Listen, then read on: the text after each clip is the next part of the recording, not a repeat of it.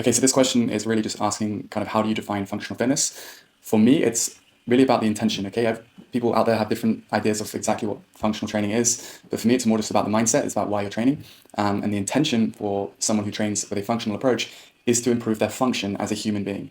Okay, so humans are designed to twist, to hinge, to squat, to do lateral movements, to climb, to carry, all these different things are like put together is what makes a functional human being. If you're training to improve those movements, then you are training in a functional way. Okay. Now this wouldn't entail, so example of what wouldn't be functional is if you had terrible squat mechanics, but you're just trying to lift heavier and heavier and heavier and heavier. If you're adding load to a broken pattern, you're only going to further increase dysfunction and in turn make yourself less functional. Okay, if you're increasing dysfunction, you're becoming less functional. And actually, unfortunately, that's the way most people train nowadays. Okay, they're loading up movements which they're very incompetent in. Okay, a lot of people are very, very incompetent in a squat, sometimes not even a deep squat, just kind of a hips in line with knees level squat. And some people are very incompetent there, yet they still continue to load that movement up. And in turn, that creates a cascade of problems with injuries, with the lower back taking on a lot of the work because the hips can't find the depth, so the lower back compensates by rounding. Same thing happens in deadlift patterns. So yeah, a functional approach to training is when you're just trying to improve those movements. And yes, we do include load with the starter training. Load can help us to drive range of motion. It can help you to teach your nervous system that you're safe in a particular range. But we're not just mindlessly adding more and more and more load to a broken pattern. There's real intention behind the instances in which we add load. I hope that makes sense. Now, when it comes to range of motion, every joint has an optimal range of motion. Okay, it has literally an angle at which it needs to go to in order to be considered optimal range of motion, enough for the human to function, enough for the individual to function. So when we look at something like a front splits or a middle splits or a back bend, we're actually taking these joints to a range of motion that is not necessary. Okay, so some people often get mixed up with these deep positions and think, okay, that's functional training. Like going into a front split is functional training, but actually we're pushing range of motion way beyond where it needs to be, and actually sometimes that can become unsafe. It's not to say that as a human, as an individual, you can't push towards these skills in a safe way. Okay, if you do it actively, if you actually build deep strength in these deep ranges of motion, you can 100% build these skills safely. But it's not to say that it's a necessity to acquire these positions, acquire these skills. Okay, I personally, I'm working towards my middle splits. I do it more for the enjoyment, but I don't do it to the detriment of my function as an individual. AKA, I'm not just passively sitting in a middle split, like stretching things out, not really teaching my nervous system that I can safely go into that range. I'm doing it in a very active way. I'm really strengthening the joints at their end range. And for me, I've obviously been on a journey where I've spent a lot of time working on my human functions. I've got my movement patterns dialed in. Okay, I've spent that time working on that, and now I can move to more advanced movements because I have the basics, the foundations down. And the problem nowadays is people very rarely build those foundations. Okay, there wouldn't be an issue with loading a deep squat if you can comfortably go there, if you can go there without compensating, if you can go there without aggravating your lower back. The issue is that no one truly builds that deep squat pattern before adding extreme amount of loads to it. And when we look at the science behind lifting heavy weights, the research that is behind that says, okay, it's very healthy for you to be lifting heavy weights, obviously for bone density, etc.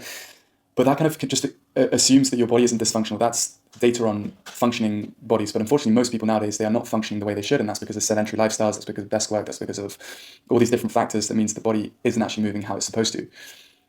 So when someone argues and says, oh, well, yeah, all I need to do is just lift heavy weight and that's going to be, great for my body. That's assuming that you already have these movement patterns locked in. That's assuming that you have the optimal range of motion that have been discussed.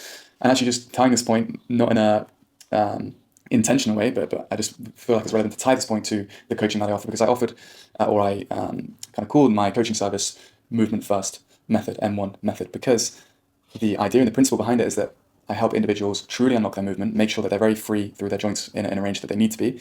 And then we start working towards whatever skill, aesthetic, strength, base goals that individual might have. So it's fixing movement, making sure that the movement is optimal, or their movement is optimal, before then moving to the more conventional or personal goals, whether that's skill, aesthetic, or strength. And the beauty of this is, once you get to that point, once you have this amazing function in the body, once you're functioning how you should, the efficiency to reach these goals that you might have, whether that's strength, skill acquisition, the efficiency to get to that point is much better because your body is moving how it should. You're able to activate the right muscles that should be working, which is AKA not compensating.